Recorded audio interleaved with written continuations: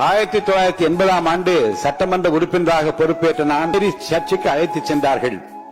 ஜெபம் செய்த பின்னர் என் பெற்றோர், சிறிய வயதில் பெரிய பொறுப்பு உனக்கு கிடைத்திருக்கிறது, நல்ல பெயர் வாங்க வேண்டும், நம் வீட்டு வாசலில் நின்று நம்ம யாரும் கேள்வி கேட்க கூடாது, நீ பெரியவர்களை மதிக்க வேண்டும், தவறான வருவாய் எந்த காலத்திலும் வீட்டுக்குள் வரக்கூடாது, யாருடைய சாபத்திற்கும் ஆளாக கூடாது என்று அறிவுரை கூறி நெற்றியில் சிலுவை அடையாளமிட்டு முதல் நாள் சட்டமன்ற கூட்டத்திற்கு ஒரு எல்கேஜி பிள்ளையை பள்ளிக்கு அனுப்பி வைப்பது போல அனுப்பி வைத்த நாட்களை நான் நினைத்துக் கொண்டுதான் வளாகத்துக்குள்ளே வந்தேன்.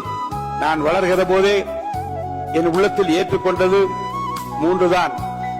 ஆராய்ந்து முடியாத பெரிய காரியங்களையும் எண்ணி முடியாத அதிசயங்கள் அவர் செய்கிறார். உனக்கு செய்யத்தக்க திராணி இருக்கிற போது செய்யத்தக்கவர்களுக்கு செய்யாமல் இராதே.